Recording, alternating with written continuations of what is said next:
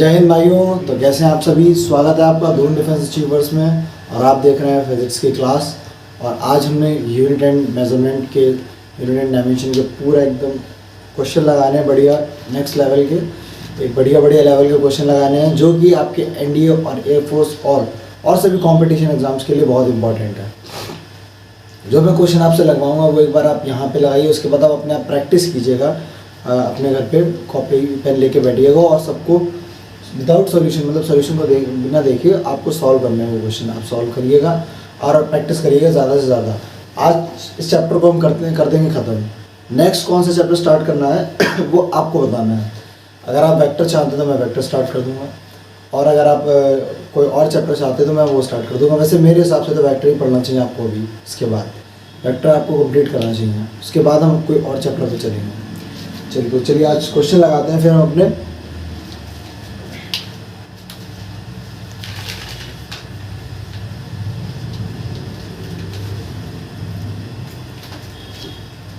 चलिए पहला क्वेश्चन है हमारा।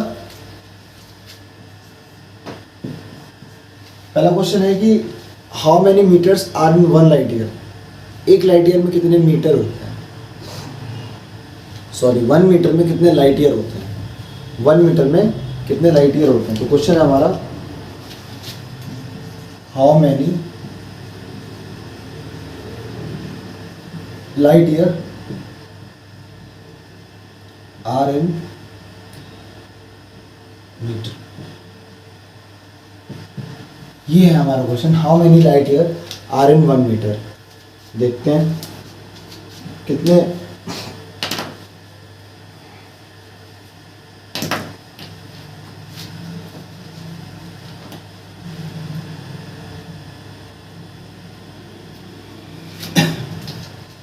तो 1 लाइट ईयर की वैल्यू, 1 लाइट ईयर कल प्रीवियस वीडियो में मैंने आपको अच्छे से याद दिलाई थी कि एक लाइट ईयर की वैल्यू क्या होती है। एक बार फिर से देख लीजिए कि 1 लाइट और ईयर, इसमें मैंने आपसे कहा था पहले 10 को हाफ करिए और देखिए 4 और 6 तो 9.46 हाफ कर रहा हूँ, सॉरी 10 से कम वैल्यू में 9.5। देखिए यहाँ पर 4 और 6 हो सकता है, ठीक है, या फिर 6 और 4 हो सकता है, लेकिन 4 और 6 आपको याद रखना है कि 9.46 into 10 to the power light कितना है 5। लाइट कितना है 5, लाइट पर कितनी है 5 और 1 की पूछा तो 1, तो ये हो गई 1 लाइट ईयर की वैल्यू। 1 लाइट ईयर की वैल्यू होगी 1 light year equals to 9.46 into 10 to the power 15 meter. निकालना क्या है हमें, 1 मीटर में कितने लाइट ईयर होते हैं ये निकालना है। चलिए वो देखते हैं कितने होते हैं।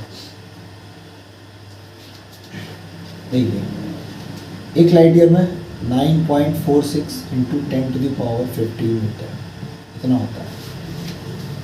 अगर मीटर में, अब ये मीटर है, अब इसको क्या करेंगे हम, इसको इधर लेके आएंगे, ये नीचे आ जाएगा,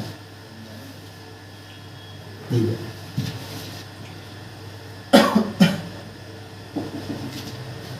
देखिए 1 meter is equals to 1 upon 9.46 into 10 to the power 15 meter. समझ गए आप। 1 लाइट ईयर इतना होता है तो 1 मीटर कितना होगा, ये नहीं, मतलब ये जो है अपॉन में नीचे आ जाएगा। और लाइट ईयर कितने लाइट ईयर होते हैं इसकी कैलकुलेशन करो और देखो कि 1 मीटर कितना आता है। इसकी कैलकुलेशन करते हैं और 1 मीटर देखते हैं कितना आता है। तो ये हो जाएगा 946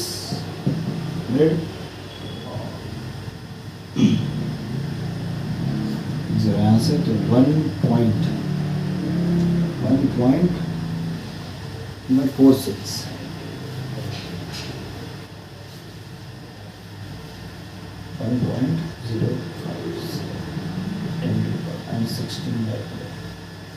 अप्रॉक्स कुछ इतना आएगा।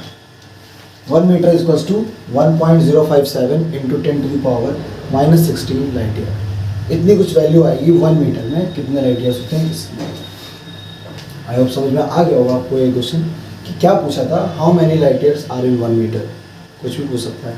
तो 1 लाइट ईयर में इतने होते हैं, तो 1 मीटर में कितने होंगे, इतने। और उसको जो सॉल्व करेंगे तभी आंसर ये होगा 1.057 इंटू 10⁻16 लाइट ईयर।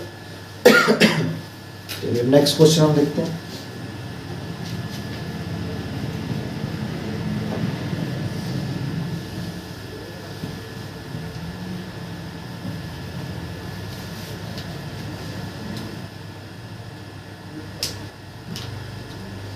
क्वेश्चन है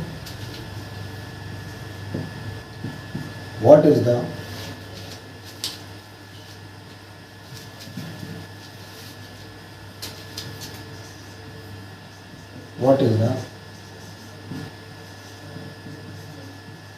number of electron weight 1 kg? What is the number of electron that would weigh 1 kg? और mass of electron दिया गया 9.11, mass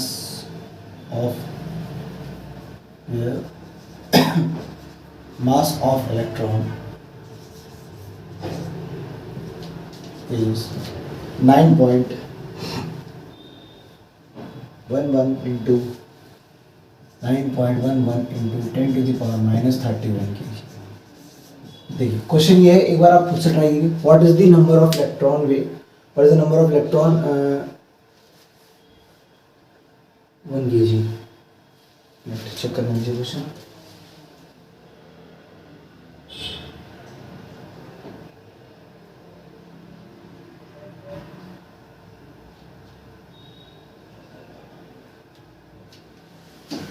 What is the number of electron that would weigh 1 kg? Number of electrons बता दें जो कि wait करते हैं 1 kg, where जो मास है इलेक्ट्रॉन का वो है 9.11 इंटू 10⁻31 kg। अभी आप एक बार खुद से ट्राई करिए, उसके बाद मैं बताता हूँ आपको।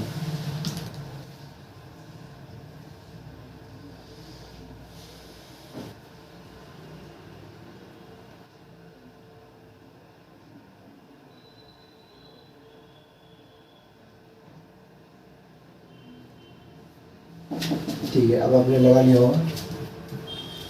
समझ में आ गया क्या पूछ रहा है? पूछ रहा है कि नंबर ऑफ इलेक्ट्रॉन्स बताने हैं जो कि वेट करते हैं 1 kg कैरी करते हैं, where the mass of electron is this.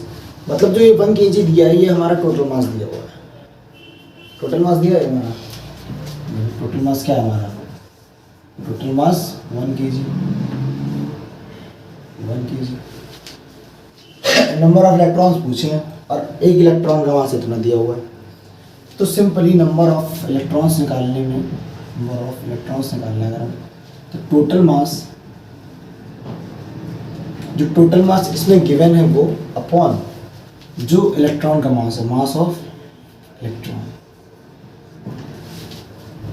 Electron, और इसमें हम वैल्यू रख देंगे और हमें आंसर मिल जाएगा।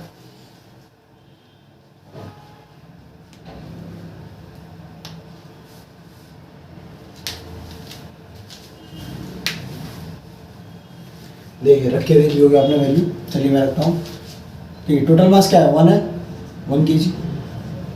और मास ऑफ ईच इलेक्ट्रॉन मतलब हर इलेक्ट्रॉन का मास, ईच इलेक्ट्रॉन, तो वो कितना है? 9.11 into 10⁻31 kg।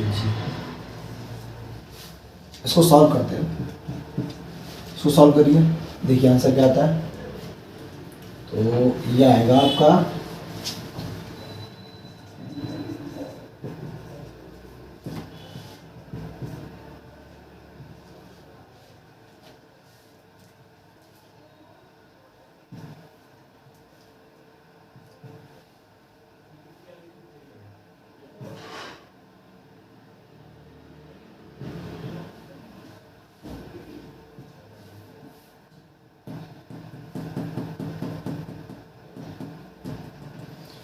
1.1 into 10⁻30 kg। Approx इतना है।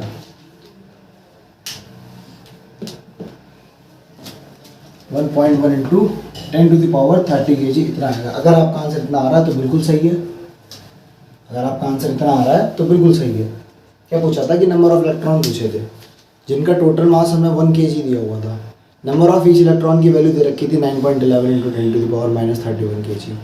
सिंपली आपको क्या करना था, नंबर ऑफ इलेक्ट्रॉन्स निकालने के लिए total mass upon number of each electrons, sorry mass of each electron, total mass upon mass of each electron, ये करना था हमें।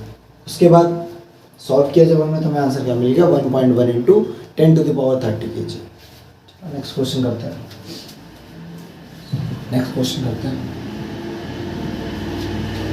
अभी धीरे धीरे जैसे जैसे आप क्वेश्चन लगाएंगे आपके क्वेश्चन का लेवल बढ़ता चला जाएगा, इसलिए जल्दी जल्दी लगाते हैं question.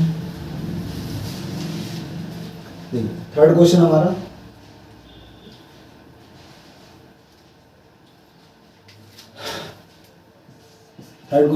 Convert an acceleration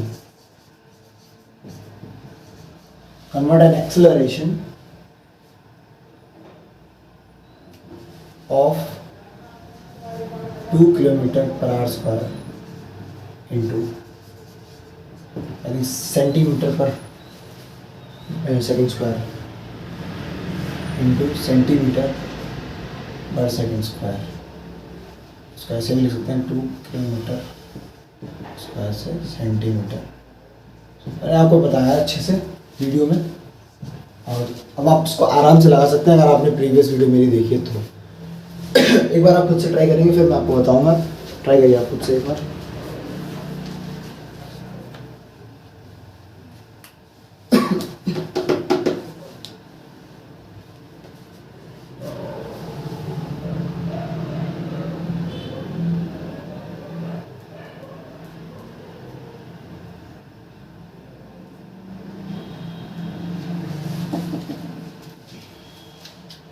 I hope लगा लिया होगा आपने। देखिए चलिए इसको शुरू करते हैं। एक्सेलरेशन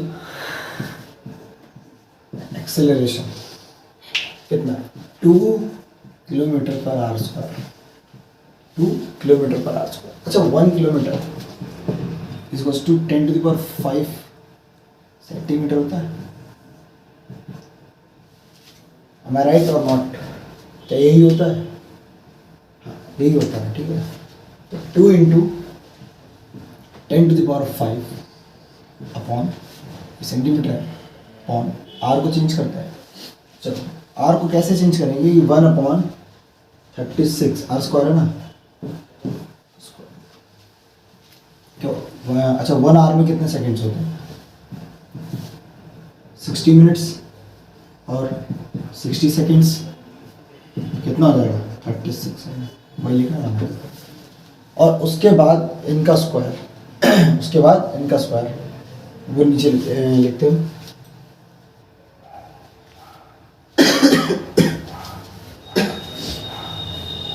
देखिए एक आवर में 1 आवर 60 मिनट्स, और 60 minutes into 60 seconds, 60 minute into 60 seconds इतना आ गया। तो ये कितना होता है, कितना सेकेंड्स, क्या करा हमने, ये रख दिया इसमें 1.36 इसका स्क्वायर। समझ गए आप?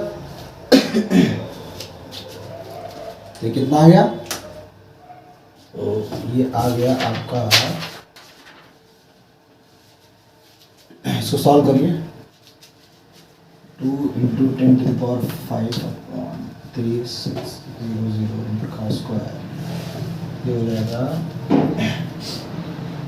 2 इंटू 10⁵/।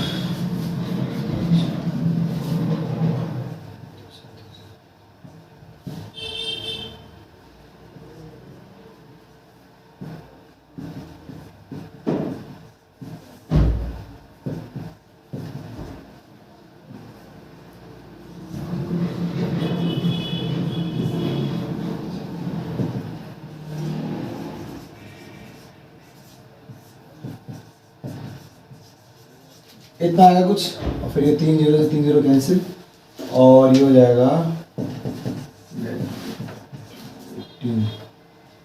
ये आएगा 0.05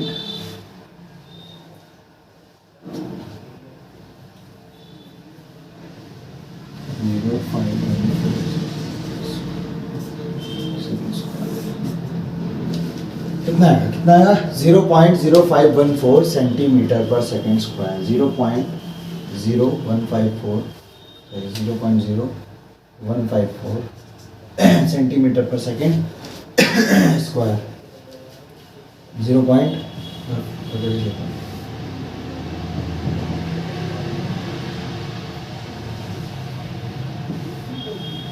हाँ 0.0,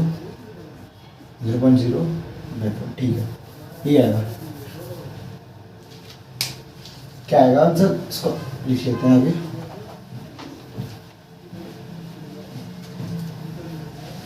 ये आएगा 0.0154 सेंटीमीटर पर सेकेंड स्क्वायर। देखिए इसको कन्वर्ट कैसे करा हमने, ऐसे 1 किलोमीटर 10⁵ सेंटीमीटर और 1 आवर इक्वल्स टू 1/3600 का होल स्क्वायर मतलब सेकेंड। इसको रखा हमने, सॉल्व करा तो हमारी ये वैल्यू आ गई। ओके,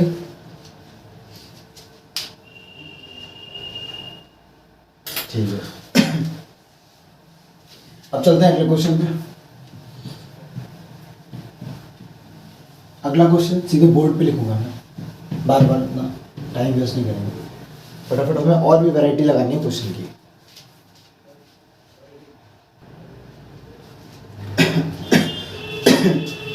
ये नेक्स्ट क्वेश्चन हमारा ये है कि जो average life of an Indian is 56।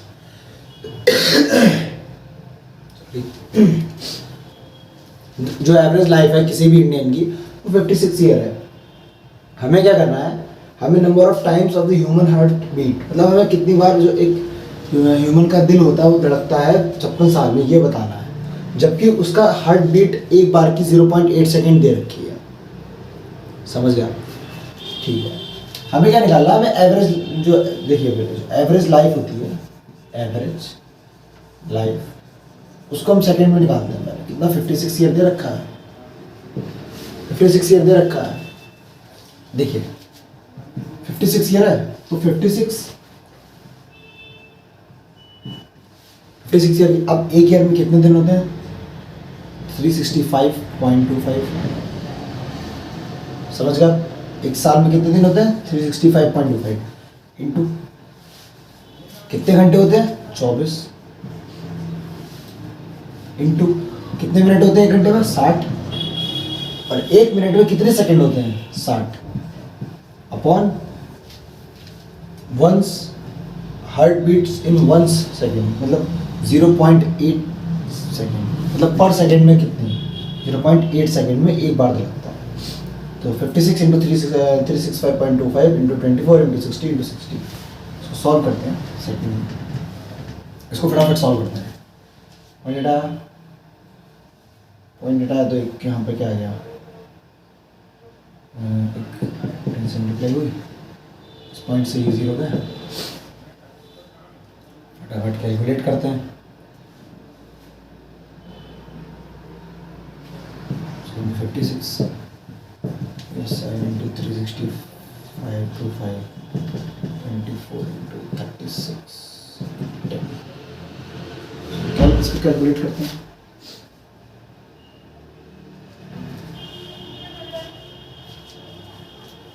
ये हो जाएगा 360 24, इसको कर लेते हैं 36525 इंटू 7,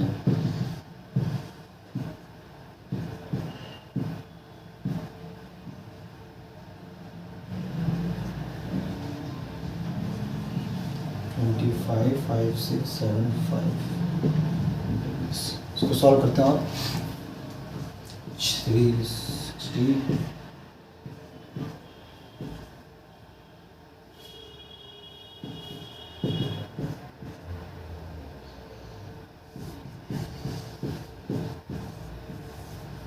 25675 इंटू 8640। स्कोर सॉल्व करते हैं तो ये आएगा हमारा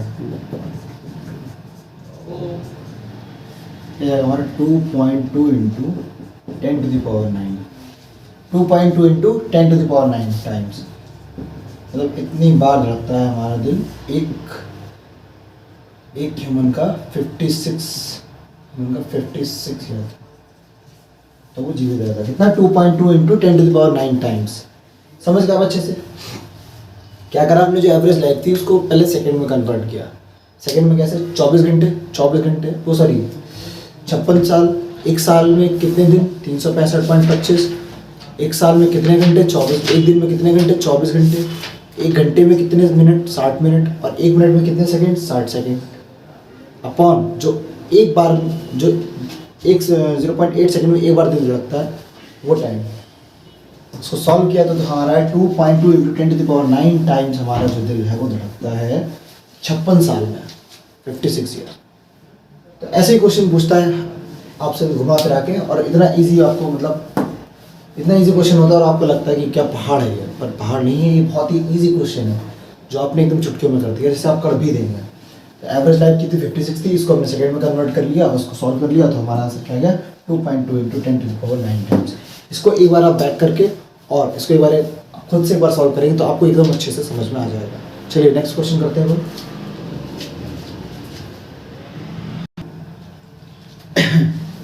ठीक है, क्वेश्चन ये है हमारा, कह रहा है डायमेंशनल फार्मूला बताना है हमें कुछ दी गई फिजिकल क्वांटिटीज का। कौन कौन सी physical quantity? Young's modulus, gravitational constant और प्लैंक कांस्टेंट। चलिए देखिए, पहले तो मैं बता चुका हूँ आपको इनको डायमेंशनल फार्मूला कैसे निकालते हैं। इसमें प्रैक्टिस करा रहा हूँ तो प्रैक्टिस करिए, वीडियो को पॉज करके एक बार आप खुद से ट्राई करिए पहले, और इसको ट्राई करिए फिर बताते हैं हम आपको आगे।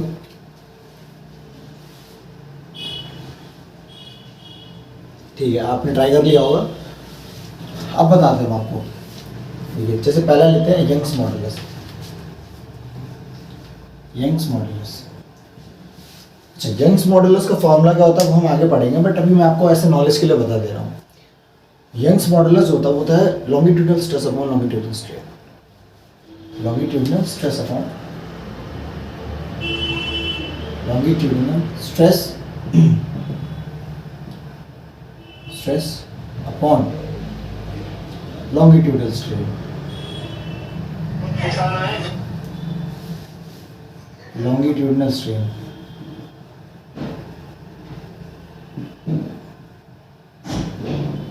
longitudinal stress upon longitudinal strain। Okay, इसको सॉल्व करते हैं। अच्छा, longitudinal stress क्या होता है? जो longitudinal stress होता है वो होता है फोर्स अपॉन एरिया, और जो longitudinal strain होता है वो होता है change in length upon length. ये तो शायद मैंने आपको प्रीवियस वीडियो में इसके बारे में, स्ट्रेन के बारे में बताया भी था, स्ट्रेस के बारे में नहीं बताया था। स्ट्रेस के बारे में मैं यहाँ बता देता हूँ आपको। Force upon area, longitudinal stress क्या है? फोर्स अपॉन एरिया, और स्ट्रेन क्या है? Change in length upon original length, जो लेंथ है उसकी। मतलब कोई चीज़ खींचने के बाद जिसमें चेंज आया वो ये है, और जो थी वो ये है। ओके, समझ गए होंगे आई थिंक आप लॉन्गिट्यूडनल स्ट्रेन। और ये देखिए स्ट्रेस क्या होता है, जैसे कि एक कप का यहाँ पे मैंने एक रिंग अटैच की है, और इस रिंग को मैं खींच रहा हूँ, तो ये एरिया हो जाएगा, ये फोर्स हो जाएगा, मतलब फोर्स अपॉन एरिया।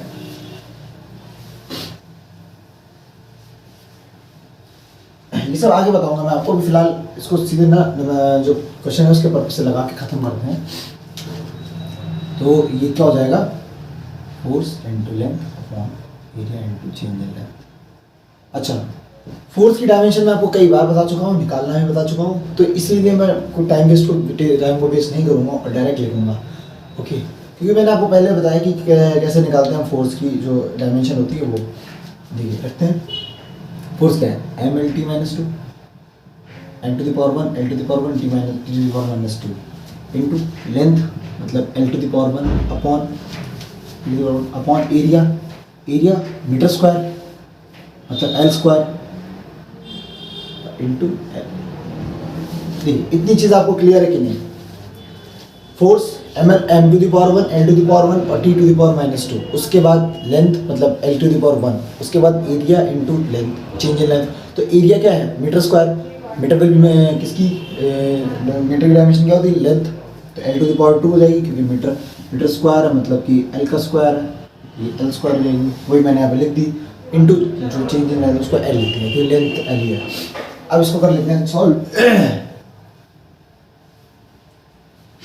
इसको कर लेते हैं सॉल्व। देखिए एक एल की पावर 1 ये और एल की पावर 1 ये एल की पावर 1 घट गया, इसको ऊपर ले जाएंगे तो ये क्या हो जाएगा, माइनस में हो जाएगा, माइनस में 2 हो जाएगा, और माइनस का 2 तो 1 माइनस का 2 क्या होता है, माइनस का 1, तो ये हो जाएगी m to the power 1 l to the power -1 t की पावर -2। ये आ जाएगी हमारी dimension of Young's modulus, Young's modulus. अच्छा, ये कंप्लीट हो गई। अब हमारा नेक्स्ट देखिए, ये हो गया ए पार्ट हमारा।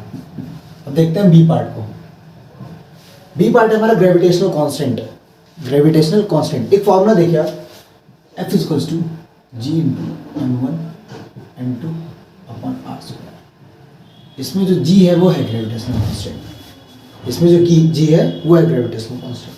तो हम g को एक साइड करेंगे और बाकी अदर क्वांटिटीज को हम एक साइड करेंगे।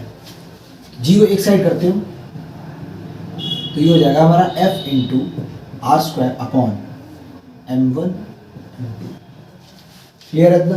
देखिए एक बार, F equals to G m1 m2 upon r² और g equals to F r² upon m1 into m2।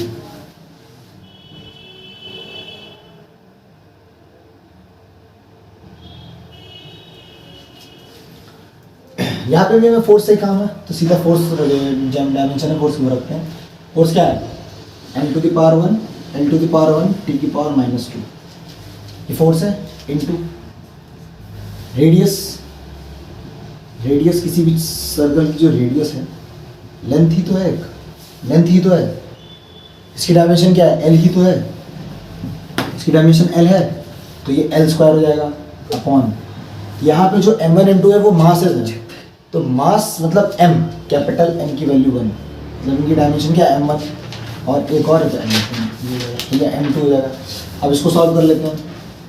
देखिए यहाँ पे 2m की पावर 2 हो जाएगा, देखिए m1 और l3 हो जाएगा, क्योंकि पावर्स मल्टीप्लाई में ऐड होती है, तो ये l3 हो जाएगी, 2 की पावर -2 हो जाएगी अपॉन, ये ऊपर है तो ये दोनों ऐड हो जाएंगे, तो हो जाएगी m की पावर 2, m की पावर 2, m की पावर 2 और m की पावर 1 इंटू l की पावर 3 t की पावर -2। अभी -2 है, अभी सॉरी +2 है, ऊपर जाएगा तो -2 हो जाएगा, और 1 - 2 का मैंने क्या बताया आपको, -1 होता है, तो इसकी जो फाइनल आ जाएगी वो आंसर आ जाएगा m to the power -1 l to the power 3 t की पावर -2। ये हो जाएगी मेरी डायमेंशन किसकी, ग्रेविटेशनल कांस्टेंट की। फिर बात करते हैं प्लैंक कांस्टेंट, आखिरी और हमारा लास्ट जो ये बचा है यूनिट क्वांटिटी, इसकी बात करते हैं। सी पॉइंट हमारा, ए हो गया, ये बी हो गया, और ये हो गया हमारा सी पॉइंट। देखिए प्लैंक्स कांस्टेंट, एक मिनट,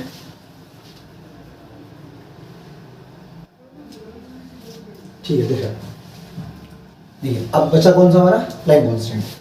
प्लैंक कांस्टेंट देखते हैं। प्लैंक कांस्टेंट की जो फॉर्मूला वो क्या होता है, H equals to energy upon frequency.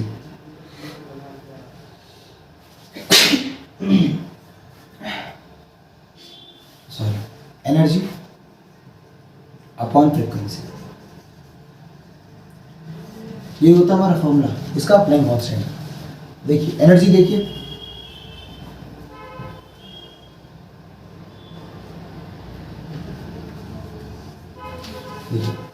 Energy, energy की डायमेंशन मैंने भी आपको कई बार प्रीवियस वीडियो में बता रखी है, इसलिए मैं ज़्यादा बार चीज़ें रिपीट नहीं करूँगा, वरना वीडियो बहुत लेंथी हो जाएगी, टाइम आपके पास बहुत वैसे भी कम है, आपको फटाफट निपटाना है, इसीलिए एनर्जी की मैं डायरेक्ट डायमेंशन रखता हूँ।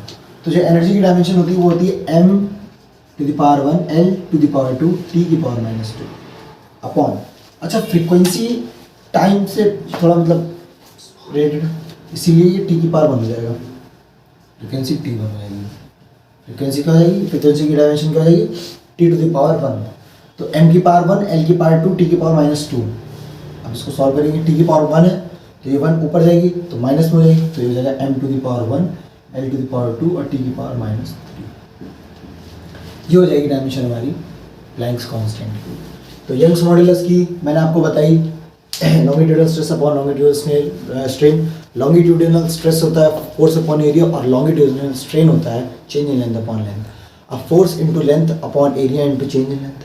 फोर्स क्या है, फोर्स की डायमेंशन mlt -2 इंटू जो लेंथ है वो l upon area l² into l, तो वो l से एक पावर कम हो जाए तो हो जाएगी m की पावर 1 l की पावर -1 t की पावर -2, जैसे कि हमारे ये मिल है।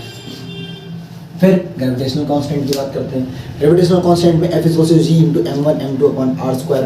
जी को हम एक साइड लेंगे तो F into R square upon M1 M2।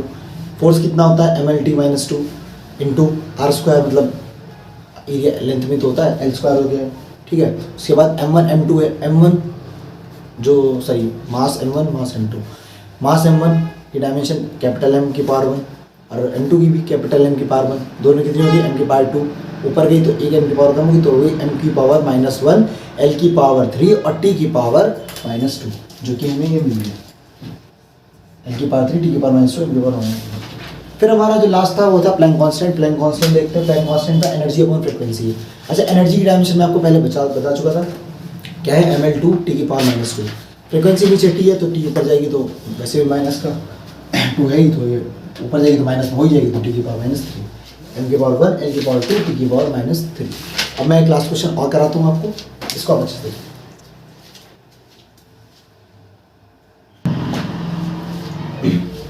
चलिए नेक्स्ट क्वेश्चन हमारा, इसमें क्या पूछ रहा है, check whether the following equation is dimensionally correct. चलिए ये रह गया था। देखिए हमें ये बताना है ये इक्वेशन डायमेंशनली करेक्ट है कि नहीं है। अच्छा, डायमेंशनली करेक्ट कोई इक्वेशन कब होगी, जब लेफ्ट हैंड साइड की डायमेंशन और राइट हैंड साइड की डायमेंशन दोनों ही इक्वल होंगे, तब जाके हमारी ये इक्वेशन डायमेंशनली करेक्ट होगी। ये इक्वेशन है कोई भी इक्वेशन डायमेंशनली करेक्ट जब होती है जब dimension of LHS equals to dimension of RHS। जब दोनों साइड की dimension of LHS is equal to dimension of RHS, दोनों साइड की डायमेंशन इक्वल होनी चाहिए, तब जाके हमारी क्या डायमेंशनली इक्वेशन है वो डायमेंशनली करेक्ट होगी। इसको देखते हैं एक बार। देखिए क्या है, पहले इसको देख लेते हैं, जो ये हाफ mv स्क्वायर है इसकी डायमेंशन निकाल लेते हैं पहले। हाफ mv स्क्वायर है, अच्छा हाफ इसकी क्या, इसकी कोई डायमेंशन होती इतनी होती, इसको लिखेंगे नहीं, सीधा किसको लिखेंगे m की पावर 1 इंटू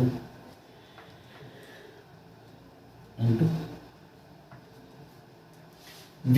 अच्छा, वेलोसिटी क्या होता है, displacement upon time, velocity displacement upon time. तो ये क्या हो जाएगा, डिस्प्लेसमेंट किस में होता है, लेंथ में, अपॉन टाइम t LT -1।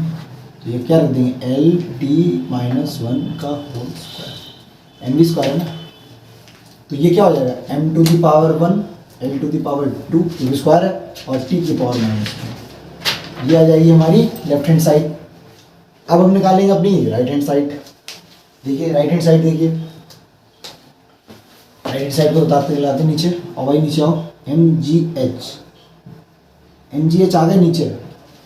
इनकी तोड़फोड़ करते हैं, इनको डायमेंशनली सही बनाते हैं, मतलब इनकी डायमेंशन निकालते हैं, इनको सूट वूट पहनाता है। देखिए MGH M to the power 1 mass किसमें M टू पावर 1 G की भी मैंने आपको प्रीवियस वीडियो में बताई थी, क्या होती है डायमेंशन LT-2, क्या होती है LT-2, G भी होगी हमारी, और H हाइट लेंथ में होती है तो L।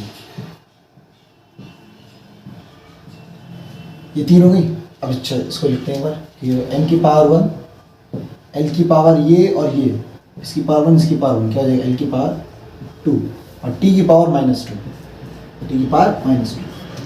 तो अब यहाँ पर दोनों की जगह रखते हैं कि half mv square is equal to MGH, जो कि m to the power 1 L to the power 2 T की पावर -2 इक्वल्स टू m की पावर 1 L की पावर 2 T की पावर -2, मतलब डायमेंशनली करेक्ट है। ये इक्वेशन डायमेंशनली करेक्ट है क्योंकि dimension of LHS is equal to the dimension of RHS।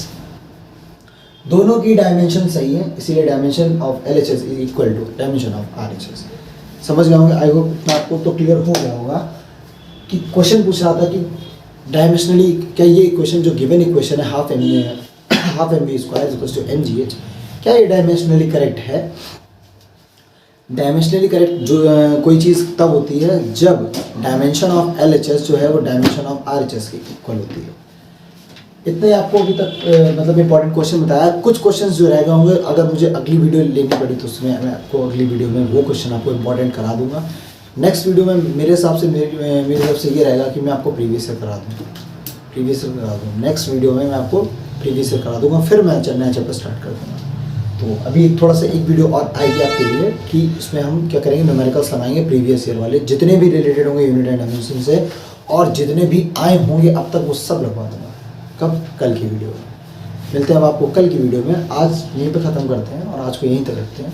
मिलते हैं आपको नेक्स्ट वीडियो में, तब तक के लिए जय हिंद, जय भारत।